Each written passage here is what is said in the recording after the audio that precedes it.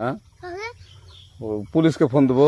Please আমাকে ক্ষমা করে দাও, প্লিজ প্লিজ আমাকে ক্ষমা করে দাও, প্লিজ প্লিজ। কেটা আম পড়েছে?